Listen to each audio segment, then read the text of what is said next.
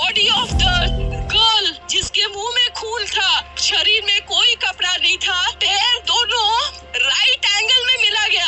एक पाँव बेड के इस तरफ, एक पाँव बेड के इस तरफ मिला गया। चश्मे को कूटा गया जिसकी वजह से आंखों से खून निकल गया।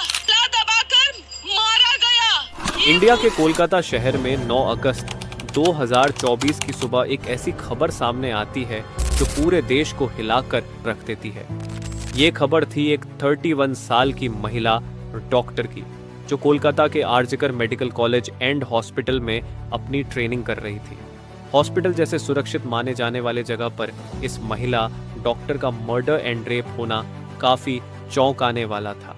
इस घटना का खुलासा तब हुआ जब डॉक्टर के डेथ बॉडी का पोस्टमार्टम किया गया। इस रिपोर्ट ने लोगों की रूह तक को हिला दिया, क्योंकि यह मामला सिर्फ एक मर्डर का नहीं था, बल्कि इससे कहीं ज्यादा खौफनाक केस था। पोस्टमार्टम रिपोर्ट में खुलासा हुआ कि उस डॉक्टर की हत्या गला घोंटकर की गई थी, इतनी ताकत से कि उनका थायराइड कार्टिलेज तक टूट गया था। इस हत्या के पहले डॉक्टर ने अपनी जान बचाने के लिए कोशिश किया था। इसका सबूत उनके शरीर पर मिले कई निशानों से मिला। सबसे डरावना सच तब सामने आया जब डॉक्टर के प्राइवेट पार्ट्स पर घावों के निशान पाए गए। इससे साफ हुआ कि यह सिर्फ मर्डर का मामला नहीं था, बल्कि ये रेप के बाद किया गया एक खौफनाक हत्याकांड था। हॉस्पिटल के परिसर में इतनी बड़ी घटना हो जाती है और किसी को कान खबर तक नहीं होती। क्या उस रात कुछ ऐसा हुआ था जिसे जानकर आप गुस्से से बौखला जाओगे? क्या वहां कोई और था जिसने इस क्रूर घटना को अंजाम दिया? और अगर था तो आखिर कौन था? इन्हीं सवालों के जवाब खोजते हुए हम आज की इस वीडियो में आपको बताएंगे कि आखिर क्या हुआ था उस रात इस मेडिकल कॉलेज के शांत माने जाने वाले परिसर में। जब आपको सच का सामना होगा तो यकीन मानिए आपके भी रोंगटे खड़े हो जाएंगे। Guys, before starting this video let me tell you कि मैं यहाँ पर उन फीमेल डॉक्टर को श्रुति नाम से रेफर करने वाला हूँ, एंड ये उनका रियल नेम नहीं है, सो कंफ्यूज मत होना। श्रुति एक जूनियर डॉक्टर जो कि कोलकाता के RG Kar medical college and hospital से अपनी डॉक्टर की ट्रेनिंग ले रही थी 8 अगस्त 2024 को। और दिन की तरह श्रुति अपनी नाइट शिफ्ट पर होती है और वह अपनी जॉब कर रही होती है। तभी रात के 11 बजे उन्हें अपनी मदर का फोन आता है, जैसे कि हर दिन आता था, क्योंकि पेरेंट्स को तो अपने बच्चों की चिंता हमेशा होती है। श्रुति की मदर उनसे पूछती है कि क्या तुमने खाना खा लिया और तबीयत वगैरह तो ठीक है तुम्हारी? जिसके रिप्लाई में श्रुति बोलती है कि उनकी तबीयत एकदम ठीक है और वो बस अभी कुछ पेशेंट्स को देखने जा रही है, जिसके बाद वो अपने कलीग्स के साथ बैठकर खाना खाएंगे।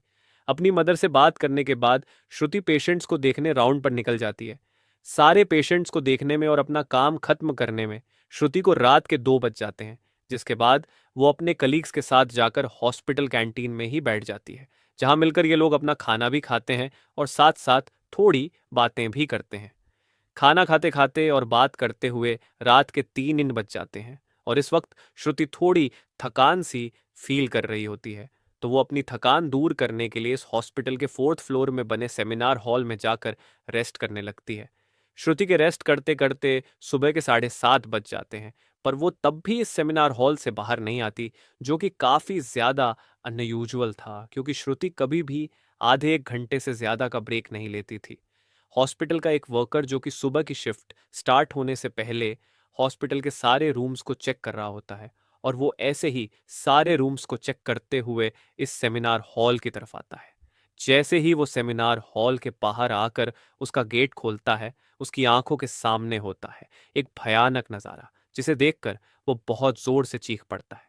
इस वर्कर की चीख सुनकर आसपास के लोग वहां इकट्ठा होने लगते हैं और देखते हैं कि सेमिनार हॉल के अंदर श्रुति की बॉडी बिना कपड़ों के पड़ी हुई है और उसके बॉडी पर कुछ ब्लड के निशान भी हैं। यहाँ खड़े सब लोगों के लिए ये एक ड्रामा से कम नहीं था, स्पेशली दूसरी फीमेल डॉक्टर्स एंड वर्कर्स के लिए, क्योंकि उन्होंने अपनी आंखों के सामने ऐसा नज़ारा पहली बार देखा था। वो भी हॉस्पिटल प्रेमिसेस के अंदर श्रुति की बॉडी को देखकर आसपास खड़े सारे लोग उसे एक स्ट्रेचर पर लेटते हैं और इमरजेंसी रूम में लेकर जाते हैं ताकि डॉक्टर्स उसकी कुछ हेल्प कर सकें।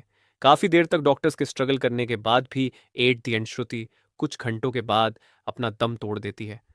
हॉस्पिटल में कुछ लोग थे जो कि इस मर्डर एंड रेप केस को एक नॉर्मल केस जैसा दिखाने की कोशिश कर रहे थे, जस्ट बिकॉज कि वो इस हॉस्पिटल का नाम बचा सके। बट जब पोस्टमार्टम रिपोर्ट्स आती हैं तो सब दूध का दूध और पानी का पानी हो जाता है। इन रिपोर्ट से साफ साफ पता चल जाता है कि श्रुति के साथ किसी ने जबरदस्ती गलत हरकत करने की कोशिश करी, और जब वो इस इंसान से अपने आप को बचाने लगी तो उसने उसका गला घूंट दिया, इवन उसे बहुत बुरी तरीके से मारा भी, और फिर उसका रेप भी किया। ये सारे प्रूफ मिलने के बाद ये केस पुलिस को हैंड ओवर कर दिया जाता है एंड पुलिस वाले इस क्रिमिनल को पकड़ने के लिए लग जाते हैं। सबसे पहले पुलिस उस क्राइम सीन पर ही छानबीन करती है जहां ये सब हुआ था। किस्मत से पुलिस वालों को वहां पर श्रुति के कुछ नेल्स एंड ब्लड सैंपल्स मिलते हैं और साथ ही एक ब्लूटूथ नेक बैंड। ये केस शायद और भी जल्दी सॉल्व हो जाता अगर उस फ्लोर पर सीसीटीवी कैमरा होते तो, बट बदकिस्मती से इस सेमिनार रूम के अंदर या इसके आसपास कोई सीसीटीवी कैमरा नहीं थे। लेकिन जिस रास्ते से इस फ्लोर पर एंटर करा जाता था वहां पर कुछ सीसीटीवी कैमरा थे। पुलिस वाले इन सीसीटीवी कैमरा में सुबह के 3 बजे से 8 बजे के बीच की रिकॉर्डिंग चेक करते हैं कि इतने टाइम के बीच कितने लोग इस फ्लोर पर आए और गए थे। इन सीसीटीवी फुटेजेस को चेक करने के बाद ये पता चलता है कि टोटल 6 लोग इस फ्लोर पर आए और गए थे। ये पता लगने के बाद पुलिस वाले एक एक करके इन 6 लोगों को पूछताछ के लिए बुलाते हैं कि वो लोग वहां पर उस टाइम क्या कर रहे थे। और इन लोगों को इस बीच यहाँ कुछ भी अजीब दिखा कि नहीं, इन लोगों से पूछताछ के दौरान पुलिस वाले उनके फ़ोन का ब्लूटूथ भी ऑन करके चेक करते हैं कि जो ब्लूटूथ हेडसेट उन्हें मिला था वो इनमें से किसका था। क्योंकि आपको पता होगा ही कि एक बार अगर आप किसी ब्लूटूथ डिवाइस से अपना फ़ोन पेयर करते हो तो अगली बार वो उससे ईजिली कनेक्ट हो जाता है। और फाइनली पुलिस वालों की ये ट्रिक काम भी आती है, क्योंकि ये ब्लूटूथ नेक बैंड इन 6 लोगों में से एक आदमी के फ़ोन से कनेक्ट हो जाता है, जिसका नाम था संजय रॉय, जो कि एक सिविल वॉलंटियर था। सिविल वॉलंटियर वो लोग होते हैं जो कि पुलिस के अंडर काम करते हैं और उनकी हेल्प करते हैं छोटे मोटे कामों को मैनेज करने में। लाइक आपने बहुत सारे फेस्टिवल्स अनऑथराइज्ड पार्किंग या भीड़ भाड़ वाले एरिया में देखा होगा कि कुछ ब्लू कलर की यूनिफॉर्म्स पहनकर ऑफिसर्स खड़े रहते हैं, जिनका काम होता है कि विदाउट एनी रीजन कहीं पर भी ज्यादा क्राउड इकट्ठा ना हो। तो अब पुलिस वालों को अपना पहला कातिल मिल चुका था, जिसके बाद वो संजय रॉय से और गुस्से से पेश आने लगते हैं। बट संजय पुलिस वालों की किसी बात का भी जवाब नहीं दे रहा होता, क्योंकि वो काफी ज्यादा नशे की हालत में था। इस बीच पुलिस वाले संजय का फोन भी चेक करते हैं, जिसमें उन्हें भर भर के पोर्नोग्राफिक कंटेंट मिलता है, जिससे उनका शक यकीन में बदल चुका था कि संजय ही श्रुति के मर्डर का मेन कल्प्रीट है। इसके बाद पुलिस वाले संजय रॉय को और ज्यादा डराने लगते हैं एंड फाइनली वो डर कर अपना गुनाह कबूल भी कर लेता है कि उसने ही श्रुति को मारा है और उसका रेप किया है। यह पता लगते ही कुछ पुलिस वाले और प्रूफ्स कलेक्ट करने संजय रॉय के घर जाते हैं, जहां पर उन्हें एक शू मिलता है जिसके ऊपर कुछ खून जैसे ही धब्बे थे। तो पुलिस वाले उसका सैंपल कलेक्ट कर लेते हैं। थोड़ी और तलाशी लेने पर पुलिस वालों को संजय के घर के बाहर कुछ कपड़े सूखते हुए दिखते हैं, और ये वही कपड़े थे जो कि उस दिन संजय ने पहने थे, क्योंकि ये सब सीसीटीवी कैमरा में कैप्चर हो गया था, जिससे जाहिर था कि संजय ये प्रूफ मिटाने की भी कोशिश कर रहा था। बट जब संजय को पूछताछ के लिए पुलिस स्टेशन में लाया गया था, उस वक्त वो काफी ज्यादा नशे की हालत में था। तो क्या वो ये सब बस इसलिए कर रहा था ताकि उसे कम सजा मिले, जस्ट बिकॉज वो उस वक्त नशे में था? बाद में जब पुलिस वाले उस शू पर लगे ब्लड सैंपल्स को चेक करवाते हैं तो वो भी श्रुति के ब्लड से मैच हो जाता है, which was a solid proof against him. इन सारी रिपोर्ट्स एंड डिटेल्स को एक साथ कंबाइन करके पुलिस वालों को पता चलता है कि उस रात संजय रॉय काफी ज्यादा नशे की हालत में था और वो रात के 11 बजे हॉस्पिटल में एंटर करता है।